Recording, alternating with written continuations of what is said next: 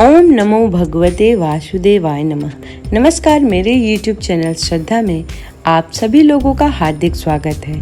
उम्मीद करती हूँ कि आप सभी सुखी, स्वस्थ और अपने जीवन में व्यस्त होंगे। आइए आज इस वीडियो के माध्यम से पद्म पुराण के अध्याय 5 की शुरुआत करते हैं। पद्म पुराण के अध्याय 5 में माँ लक्ष्मी जी के प्रादुर्भाव की कथा, समुद्र मंथन और अमृत प्राप्ति के बारे में वर्णन किया गया है।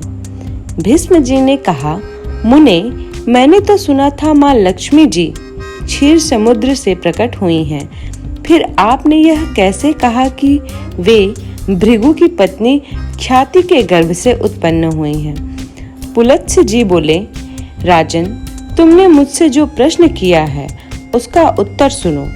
लक्ष्मी जी के जन्म का संबंध समुद्र से है। यह बात मैंने भी ब्रह्मा जी के मुख से सुन रखी है। एक समय की बात है, दैत्यों और दानवों ने बड़ी भारी सेना लेकर देवताओं पर चढ़ाई की। उस युद्ध में दैत्यों के सामने देवता परास्त हो गए। तब इंद्र आदि संपूर्ण देवता अग्नि को आगे करके ब्रह्मा जी की शरण में गए। वहां उन्होंने अपना सारा हाल ठीक ठीक कह सुनाया। ब्रह्मा जी ने कहा, तुम लोग मेरे साथ भगवान की शरण में चलो। यह कहकर वे संपूर्ण देवताओं को साथ ले क्षीर सागर के उत्तर तट पर गए और भगवान वासुदेव को संबोधित करके बोले, हे विष्णु, शीघ्र उठिए और इन देवताओं का कल्याण कीजिए। आपकी सहायता न मिलने से दानव इन्हें बारंबार परास्त करते रहते हैं। उनके ऐसा कहने पर कमल के देवताओं के समान नेत्र वाले पुरुषोत्तम ने देवताओं की शरीर की अपूर्व अवस्था देखकर कहा, देवगण, मैं तुम्हारे तेज की वृद्धि करूंगा। मैं जो उपाय बतलाता हूँ उसे तुम लोग करो। दैत्यों के साथ मिलकर सब प्रकार की औषधियाँ ले आओ और उन्हें क्षीर सागर में डाल दो। फिर मंदराचल को मथानी और वासुकी नाग को नेति बनाकर समुद्र का मंथन करते हुए उससे अमृत निकालो। इस कार्य में मैं तुम लोगों की सहायता करूंगा। समुद्र का मंथन करने पर जो अमृत निकलेगा उसका पान करने से तुम लोग बलवान और अमर हो जाओगे। देवादिदेव भगवान के ऐसा कहने पर संपूर्ण देवता दैत्यों के साथ संधि करके अमृत निकालने के यत्न में लग गए। देव, दानव और दैत्य सब मिलकर सब प्रकार की औषधियां ले आए और उन्हें क्षीर सागर में डालकर बड़े वेग से मंथन करने लगे। भगवान विष्णु की प्रेरणा से सब देवता एक साथ रहकर वासुकी की पूंछ की ओर हो गए और दैत्यों को उन्होंने वासुकी के सिर की ओर खड़ा कर दिया। भीष्म जी वासुकी की मुख की सांस तथा विशेष अग्नि से झुलस जाने के कारण सब दैत्य निस्तेज हो गए। क्षीर समुद्र के बीच में ब्रह्मवेताओं में श्रेष्ठ भगवान ब्रह्मा तथा महातेजस्वी महादेव जी कच्छप रूपधारी श्री विष्णु भगवान की पीठ पर खड़े हो अपनी भुजाओं से कमल की भांति मंदर चाल को पकड़े हुए थे तथा स्वयं भगवान श्री हरि कूर्म रूप धारण करके क्षीर सागर के भीतर देवताओं और दैत्यों के बीच में स्थित थे। तदंतर जब देवता और दानवों ने क्षीर समुद्र का मंथन करना आरंभ किया, तब पहले पहल उससे देव पूजित सुभी कामधेनु का आविर्भाव हुआ, जो भविष्य घी दूध की उत्पत्ति का स्थान मानी गई हैं। तत्पश्चात वारुणी मदिरा देवी प्रकट हुई, जिसके मद भरे नेत्र घूम रहे थे। वह पग पग पर लड़खड़ाती चलती थी। उसे अपवित्र मानकर देवताओं ने त्याग दिया। तब वह असुरों के पास जाकर बोली, दानवों, मैं बल प्रदान करने वाली देवी हूँ, तुम मुझे ग्रहण करो। दैत्यों ने उसे ग्रहण कर लिया। इसके बाद पुनः मंथन आरंभ होने पर पराजित कल्पवृक्ष उत्पन्न हुआ, जो अपनी शोभा से देवताओं का आनंद बढ़ाने वाला था।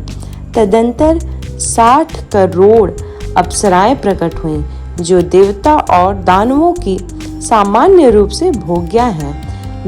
जो लोग पुण्य कर्म करके देवलोक में जाते हैं, उनका भी उनके ऊपर समान अधिकार होता है।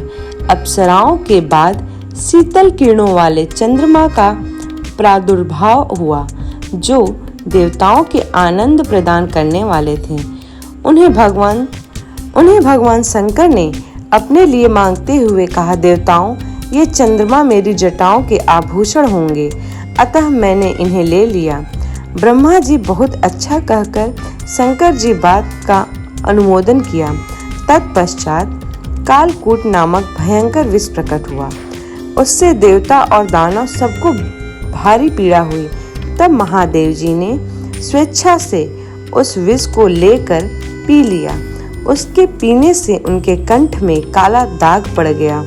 तभी से वे महेश्वर नीलकंठ कहलाने लगे। क्षीर सागर से निकले हुए उस विष के जो अंश बच गए थे, उसे नागों सर्पों ने ग्रहण कर लिया। तदंतर अपने हाथ में अमृत से भरा हुआ कमंडल लिए धन्वंतरी जी प्रकट हुई। वे श्वेत वस्त्र धारण किए हुई थीं। वैद्यराज के दर्शन से सबका मन स्वस्थ एवं प्रसन्न हो गया। इसके बाद उस समुद्र से उच्चैश्रवा घोड़ा और ऐरावत नामक हाथी, ये दोनों क्रमशः प्रकट हुए। इसके पश्चात क्षीर सागर से लक्ष्मी देवी का प्रादुर्भाव हुआ, जो खिले हुए कमल पर विराजमान थीं और हाथ में कमल लिए हुई थीं।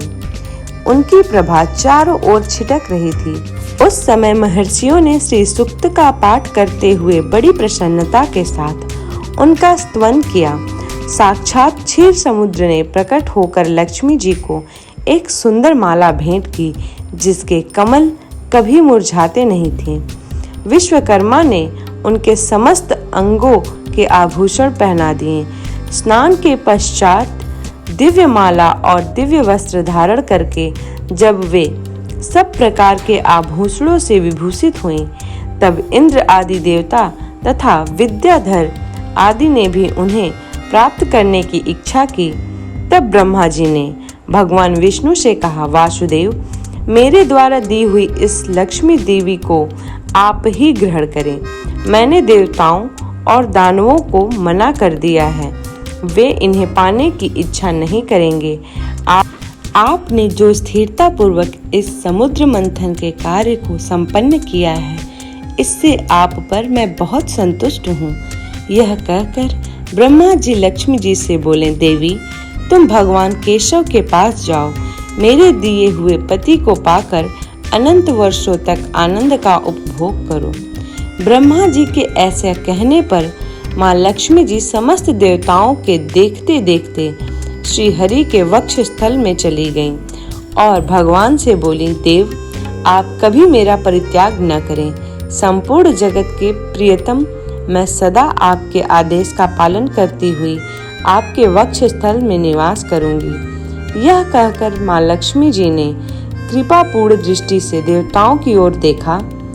इससे उन्हें बड़ी प्रसन्नता हुई।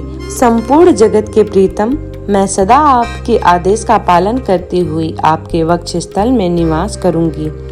यह कहकर लक्ष्मी जी ने कृपापूर्ण दृष्टि से देवताओं की ओर देखा और उन्हें बड़ी प्रसन्नता हुई।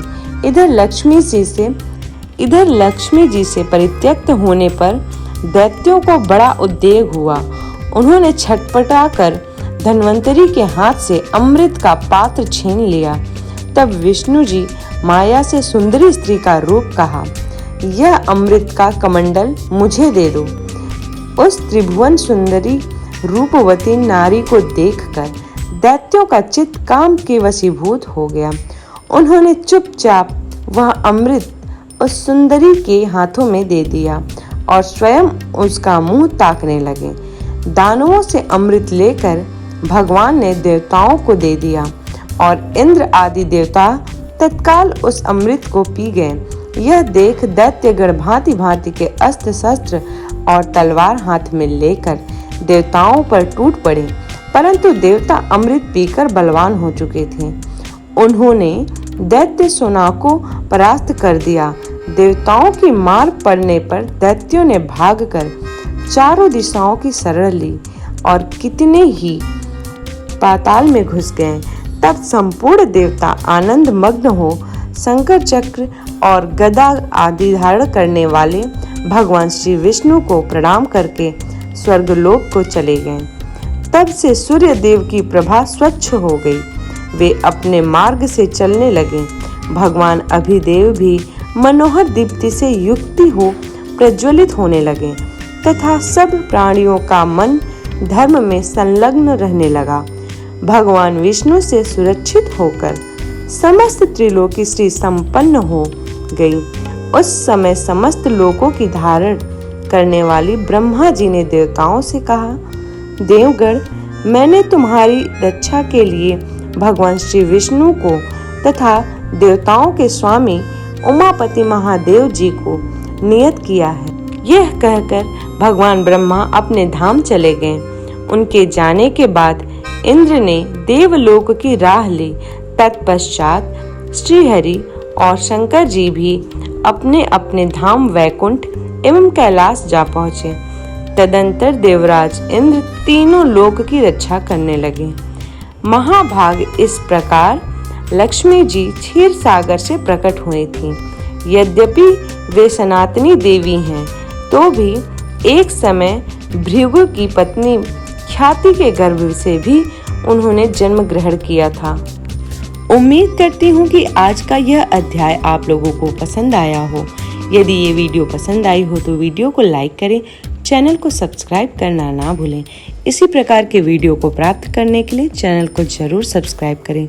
वीडियो को दोस्तों, रिश्तेदारों और परिवार के सभी जनों के साथ जरूर शेयर करें। धन्यवाद।